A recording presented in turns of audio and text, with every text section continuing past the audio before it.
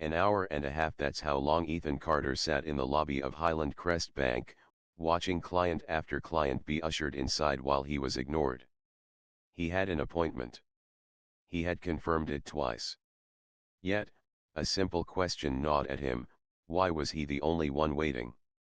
He saw it happen in real time. A woman without an appointment was warmly greeted and escorted in. A businessman in a gray suit? Straight through the doors. But Ethan? Dismissed. No urgency. No explanation. Just excuse after excuse. What they didn't know was that Ethan wasn't just another client. And when he finally decided to take control, the entire bank learned a lesson they'd never forget. What happens when a man demands the respect he deserves? And how does the CEO himself get involved? Watch till the end to find out. And if you've ever felt overlooked, leave a comment below and subscribe for more stories that reveal life's hidden truths. Ethan Carter stepped into Highland Crest Bank, expecting professionalism and efficiency. The cool blast of air conditioning greeted him, along with the scent of fresh coffee and the faint polish of leather furniture. It was a place designed to impress: mahogany desks, sleek glass partitions, and just enough gold accents to remind visitors that money lived here. Ethan adjusted his blazer, exuding confidence. He wasn't new to this world. He had built his business from the ground up, walked into high-stakes meetings, and signed deals that changed lives. At 10:55 a.m., he approached the front desk. A woman named Melissa, her neatly pinned bun as rigid as her expression, barely looked up. "Do you have an appointment?" she asked in a clipped tone. Ethan Carter. "I have a meeting with Linda Kramer at 11. Melissa tapped at her keyboard, then nodded. "You're on the schedule. Have a seat. She'll be with you soon." Ethan took a chair near the floor-to-ceiling windows, where sunlight cast crisp lines across the marble floor. He was always early, always prepared. At 11:05 a.m., he dismissed the delay. By 11:15, he started to take notice. A man in a tailored gray suit arrived, checked in, and within minutes, was escorted past the frosted glass doors leading to the executive offices. Then a woman in a cream-colored blazer engaged in a casual conversation with Melissa. No appointment from what Ethan could tell yet. Minutes later, she too disappeared inside. Still, he waited. 11:30, 35 minutes past his appointment. His fingers drummed lightly against his briefcase. He had seen this before, the kind of quiet dismissal that no one openly acknowledges but is felt in every unspoken action. He wasn't being prioritized. He wasn't being seen. At 11:45, he approached the desk again. "Has Linda Kramer been made aware that I'm waiting?" Melissa barely looked up from her screen. "She knows. She's just finishing with another client." "Do you have an estimate on when she'll be available?" "It shouldn't be much longer," she replied, already moving on. Then, right in front of him, another woman arrived. Navy blue dress, designer handbag, easy confidence. Melissa's posture shifted. Her tone softened. "Good morning, Mrs. Lancaster," she greeted, offering an actual smile. Within seconds, a banker appeared and escorted her inside. Ethan let out a slow breath. That was it. That was the moment. He had been waiting for an hour and a half. Mrs. Lancaster had waited less than a minute. Enough. Without another word, Ethan stood and walked straight past the front desk, past Melissa's widening eyes, and pushed open the frosted glass doors. If they weren't going to acknowledge him, then he would force them to. What happens next would shake the very foundation of Highland Crest Bank. As Ethan Carter stepped through the frosted glass doors, the atmosphere shifted. The quiet hum of conversation in the executive hallway faded as his presence disrupted the unspoken order of things. Employees glanced up from their desks, some surprised, others uncomfortable. He wasn't supposed to walk in like this. He was supposed to wait. His eyes scanned the offices ahead, and there, Sitting comfortably at her desk, was Linda Kramer, not in a meeting, not engaged with another client, just typing on her laptop, alone. The irritation on her face was immediate when she looked up and saw him. "Mr. Carter," she said, setting her hands on her desk. "You should have waited to be called." Ethan met her gaze evenly. "I did wait. For an hour and a half." A flicker of something crossed Linda's face. Was it discomfort? Annoyance? It was hard to tell. But she recovered quickly, pressing her lips into a thin line. "My apologies for the delay," she said, forcing a smile. "It's been a busy morning." Ethan tilted his head slightly, letting her words settle. "Busy," he repeated, his tone measured. "That's interesting. I counted at least 6 clients who were escorted in ahead of me, some without appointments. But I was told to wait." Linda's fingers twitched slightly as she adjusted a stack of papers on her desk. "I assure you, Mr. Carter, that wasn't intentional. There must have been a miscommunication." "A miscommunication," Ethan echoed, exhaling through his nose. He had seen this play out before. Deniable, dismissible bias wrapped in a polished corporate tone.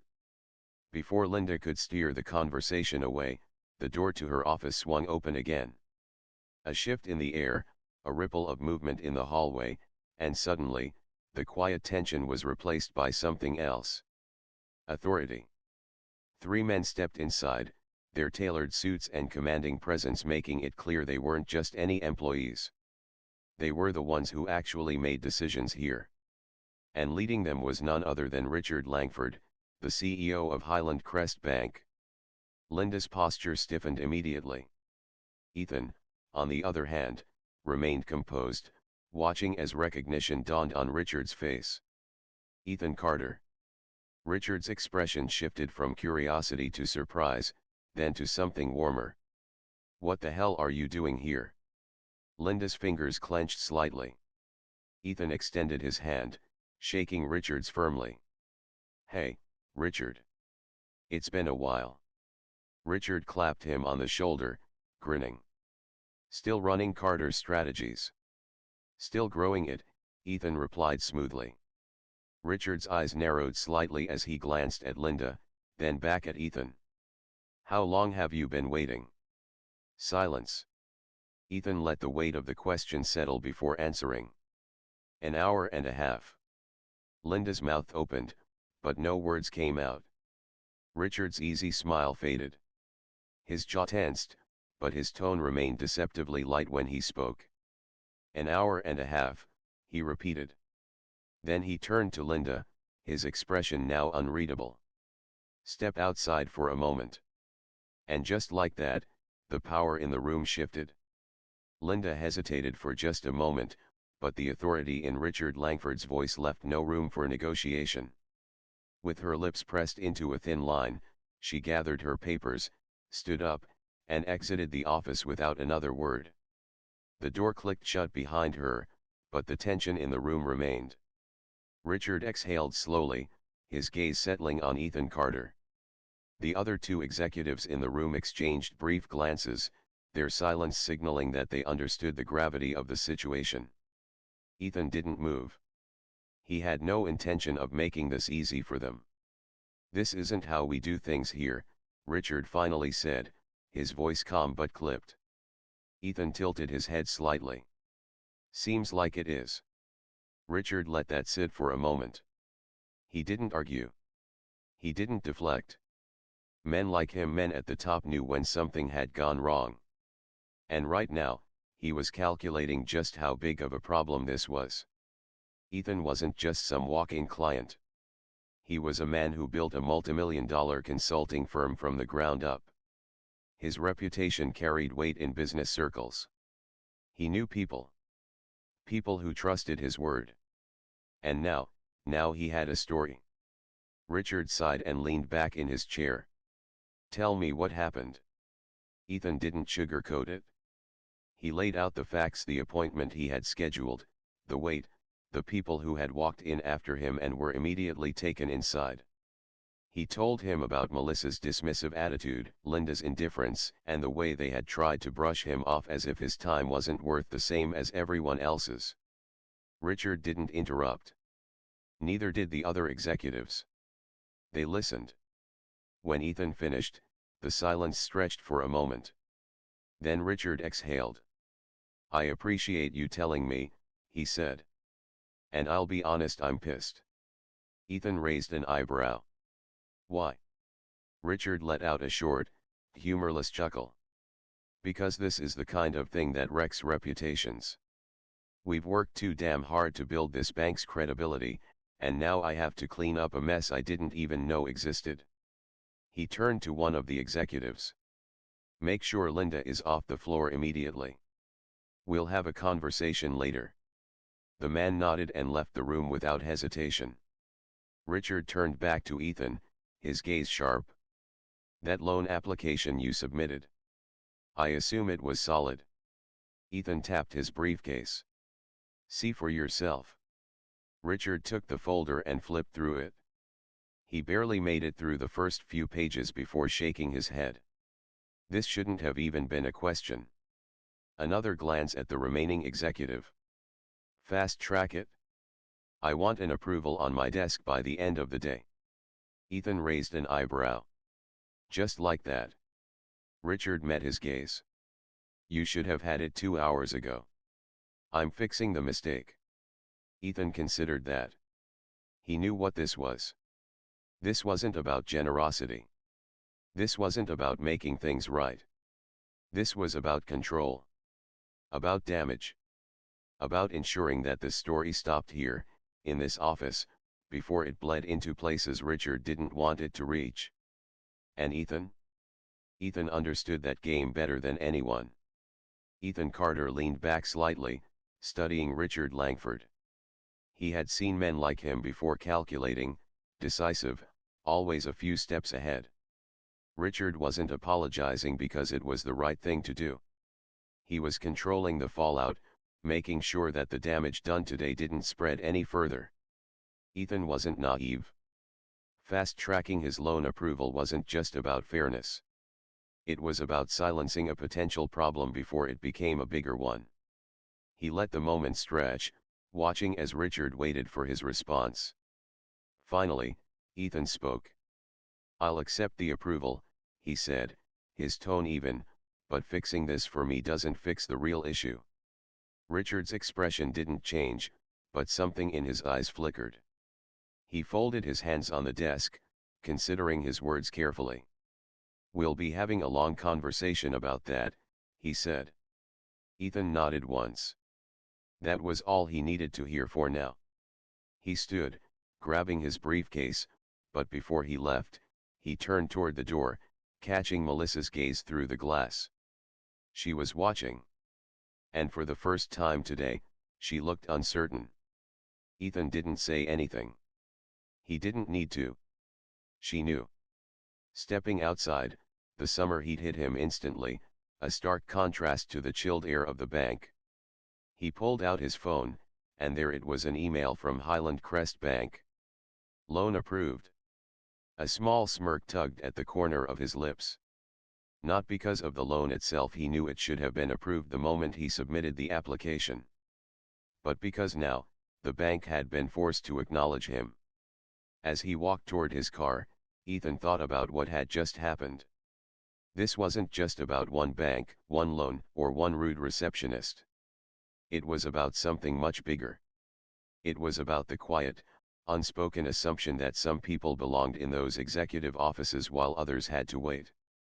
It was about the dismissive glances, the soon that never came, the carefully constructed system of politeness wrapped around exclusion. And today, someone had to face the consequences. The next time Linda Kramer looked at her appointment list, she would think twice. The next time Melissa decided who to greet with warmth and who to push aside, she would remember. Ethan glanced down at his phone again before slipping it into his pocket. Respect isn't given, it's demanded. And today, he had made sure they would never forget his name. If you've ever been in a situation like this, overlooked, dismissed, made to feel like your time and your business didn't matter. Speak up. Don't wait for permission. Take your seat at the table. And if they try to keep you waiting, make sure they remember why that was a mistake. Leave a comment below if you've ever faced something like this, and don't forget to subscribe for more stories that expose life's hidden truths.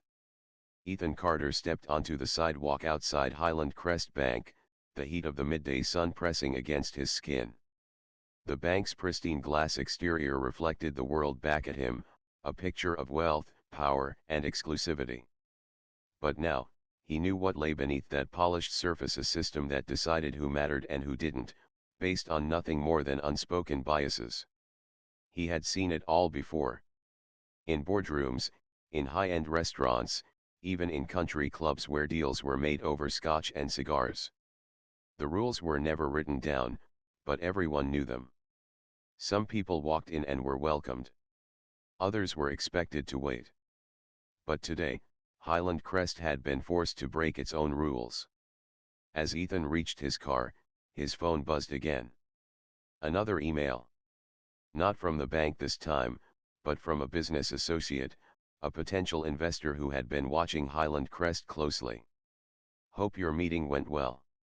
Let me know if we should reconsider our dealings with them. Ethan smirked. He hadn't even needed to say anything yet. Reputation was everything in the financial world, and today, Linda Kramer had just given Highland Crest a problem it hadn't planned for. He had no doubt that by the end of the day, she'd be sitting in an office not as the one in control, but as the one being questioned. Melissa, too, would think twice before deciding who deserved courtesy and who could be ignored. But Ethan wasn't just thinking about today. This wasn't just about his loan. It wasn't even about his treatment. It was about the next person who walked through those doors, someone without his connections, without a CEO who recognized them. Would they be treated the same way? That was the real test. Because today, Highland Crest had been caught. But tomorrow? Tomorrow, they'd be more careful. More subtle. More strategic in how they excluded people without making it obvious. And that was the part that made Ethan pause. He knew that one victory didn't change an entire system. One confrontation didn't dismantle years of ingrained bias. But it did something important. It forced them to see him. And once people were forced to see what they had tried to ignore, it became a lot harder to pretend the problem didn't exist. Ethan leaned against his car for a moment, looking back at the bank's towering structure. Highland Crest had learned a lesson today. The question was, would they actually change? With a final glance at his phone, he opened his car door and slid inside, the email still glowing on his screen. He wasn't the only one paying attention. And that meant, for the first time, Highland Crest had something real to lose. Have you ever been in a situation where you were overlooked, dismissed, or made to feel like you didn't belong? Share your story in the comments. And if you believe in standing up for what's right, subscribe for more stories that uncover life's hidden truths. As Ethan Carter drove away from Highland Crest Bank, the city skyline stretched ahead of him, a mix of towering glass buildings and old brick structures, each one telling its own story of power, money, and the people who either thrived in the system or got left behind. He glanced at the loan approval email on his phone during a red light. It was a victory, sure, but not the one that mattered most. The bank had rushed to correct their mistake with him, but what about the next person who walked through those doors? Would they still be ignored? Would they still be told to wait while others were ushered in? The truth was, Ethan didn't care about just his loan. He cared about the principle. At his office, he set his briefcase down and leaned against his desk, thinking about what had happened. The rules had only changed for him because Richard Langford knew his name. Because he had influence. Connections. A reputation that made his time too valuable to be ignored. But what about people without that? Ethan knew firsthand what it was like to walk into rooms where you weren't wanted, to prove yourself over and over just to be taken seriously. It didn't matter how many deals he had closed or how many companies he had advised, there were always places where people like Linda Kramer and Melissa assumed he didn't belong. That was the real issue. The kind of bias that didn't come with slurs or outright discrimination but with delays, with dismissals, with the quiet assumption that some people's time just didn't matter as much as others. And Highland Crest wasn't unique. This happened everywhere, in banks, in boardrooms, in high-end hotels, even in golf clubs where the real deals were made. Some people got automatic respect. Others had to fight for it. But today, Ethan had forced a shift in that balance, at least for a moment. He opened his laptop and pulled up an email draft. Not to Richard Langford, not to the bank, but to a group of influential colleagues and business leaders, people who, like him, had seen these patterns play out too many times before. If we don't hold these institutions accountable, who will? He typed. Today, it was me. Tomorrow, it could be you. Or someone who doesn't have the connections to push back. Either way, we need to talk about this. He hit send.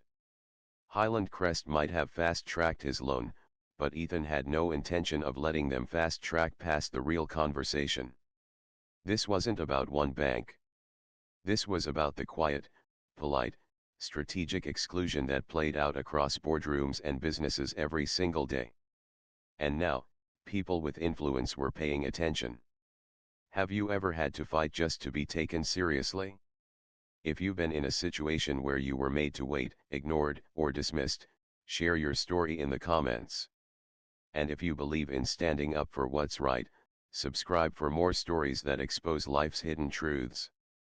Ethan Carter leaned back in his chair, watching the email he had just sent disappear into the digital ether. He knew the right people would read it. And more importantly, they'd talk about it. Because what happened today at Highland Crest Bank wasn't just about a delayed meeting or a rude receptionist, it was about something bigger.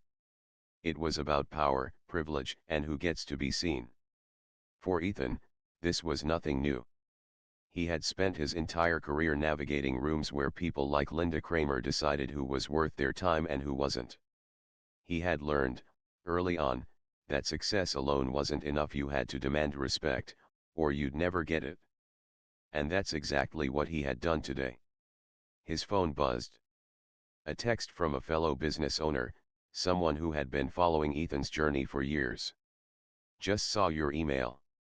Let's talk. You're not the only one who's experienced this. Ethan smirked. He had expected a reaction, but the speed at which this conversation was spreading confirmed something for him. This wasn't just his fight. There were countless others who had been made to wait. Others who had been told, in polite but firm tones, that they weren't a priority. Others who had been forced to prove themselves in ways that some people never had to. And now they had a story to point to.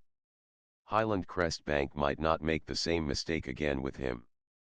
But Ethan knew that true change didn't come from a single confrontation, it came from a shift in the way people thought.